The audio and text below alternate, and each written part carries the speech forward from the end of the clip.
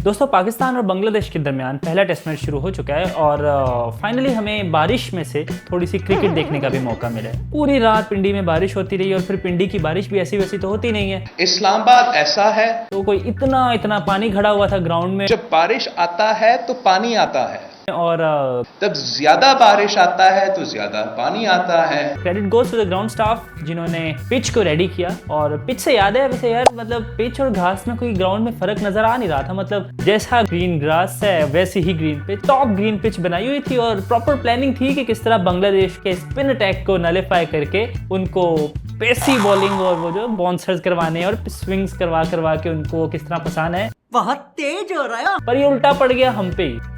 क्या इंटेंट दिखाना था हमने, एग्रेसिव खेलना था, सब उल्टा हम पे पड़ गया। और माशाल्लाह 3 विकेटें, क्या 45 पे आई थिंक 3 हम आउट हो चुके थे। Well done. पहले तो अब्दुल्ला शफीक की विकेट की बात कर लें। वैसे बाहर जा रही है गेंद भाई, टेस्ट क्रिकेट तो खेल रहे, क्यों छेड़छाड़ करनी है, but of course he knows better. तो उन्होंने ड्राइव की है और आउट में आते हैं हमारे शान मसूद, हमारे द कैप्टन। वैसे यार शान का जो डिसमिसल था वो काफी कंट्रोवर्शियल सा था। मतलब अब एंगल बेचारी की किस्मत उसकी ऐसी थी कि एग्जैक्ट उसी टाइम पे जब क्लोज इनफ थी वो बैट के इम्पैक्ट के, उसी टाइम पे उसके पैड से भी गुजरी थी। तो एक कंफ्यूजन क्रिएट हो रही थी। कुछ लोग कह रहे हैं कि नहीं इट वाज पैड फर्स्ट, और कुछ कह रहे हैं इवन शान भी बहुत गुस्से में थे तब, वो नाखुश थे इंतहाई डिसीजन से, क्योंकि लग ये रहा था कि कहीं वो जो स्पाइक आया है वो बैट की बजाय पैड से बॉल टच हुई है उस पे आया है। और बहुत ही क्योंकि मिनिमल सा मार्जिन था उसमें एरर का, और जो मार्जिन ऑफ डाउट है वो बॉलिंग टीम को दिया गया है।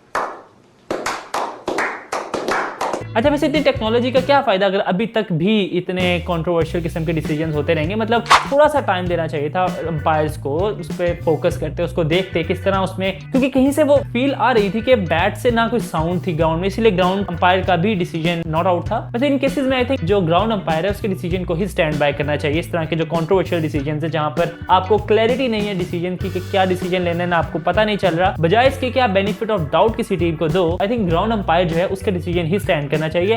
पूछा मैंने कुछ, पर शान मसूद को आउट कर दिया गया। फिर आए हमारे जी Bobsy the king. Bobsy the king. वैसे बाबर का डिसमिसल काफी अनलकी मैं कहूंगा। Down the leg side ball जा रही है और उसको एज हुआ और वो आउट हो गए। But again it was luck, इस पे कुछ ज्यादा कमेंट कर नहीं सकते। होपफुली बाबर अपनी फॉर्म को रिगेन वापस करेंगे और अगली इनिंग्स में काफी अच्छा परफॉर्म हमें देखने को मिलेगा। But for now golden duck for Babar Azam. और काफी लोगों को मौका मिल गया ट्विटर पे बोलने का, आ गए मेरी मौत का तमाशा देखने।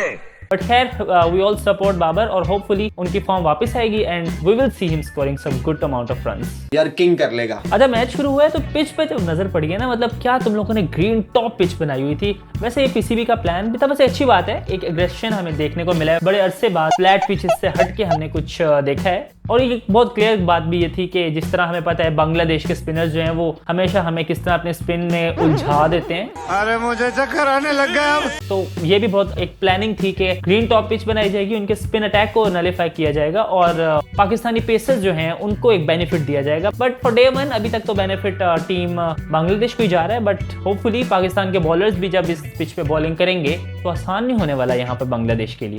अच्छा, वैसे अर्ली डिजास्टर के बाद जैसे साइम अयूब और सऊद शकील ने टीम को संभाला है, मतलब कमाल की दोनों की इनिंग्स थी। साइम अयूब लास्ट पर आकर आई थिंक डे फिनिश उनको करना चाहिए था, नॉट आउट जाना चाहिए था ड्रेसिंग रूम में। बट अगेन थोड़ी सी मेच्योरिटी की वहां जरूरत थी। Again as a youngster what an innings played by him.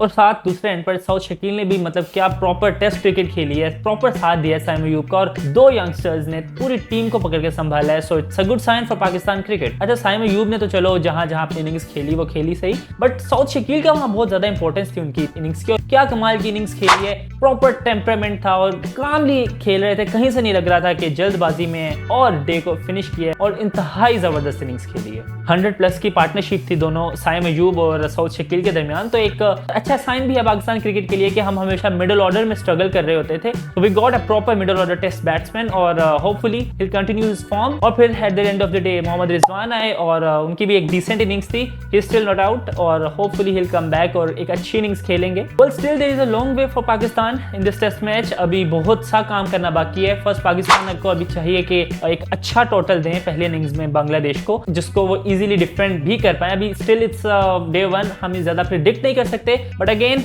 Pakistan की जिस तरह बांग्लादेश के पेसर्स ने फायदा उठाया ग्रीन टॉप पिच से, अगेन पाकिस्तान के पेसर्स भी यकीनन फायदा उठाएंगे। We got Shaheen Shah Afridi, Naseem Shah and Khurram Shahzad on that wicket. Hopefully हमें पाकिस्तान का बॉलिंग अटैक भी उसी तरह कंपेटिटिव दिखेगा और वही लाइन लेंथ और वो स्विंग्स नजर आएंगी हमें। वेल लेट्स सी कि कल के दिन क्या होता है। We are excited for tomorrow's day और होपफुली हमें कल कुछ ज्यादा बारिश ना मिले। वैसे पिंडी के वेदर से ज्यादा हम उम्मीदें लगा नहीं सकते, इस्लामाबाद ऐसा है। बट होपफुली हमें क्रिकेट पूरे दिन की क्रिकेट देखने को मिले। Well if you like this video make sure to give it a huge thumbs up. Also if you haven't subscribe please subscribe to this channel, it really means a lot. मैं तुम्हारे बाप का नौकर नहीं हूँ। And I will as always catch you guys in the next video. Until then, bye.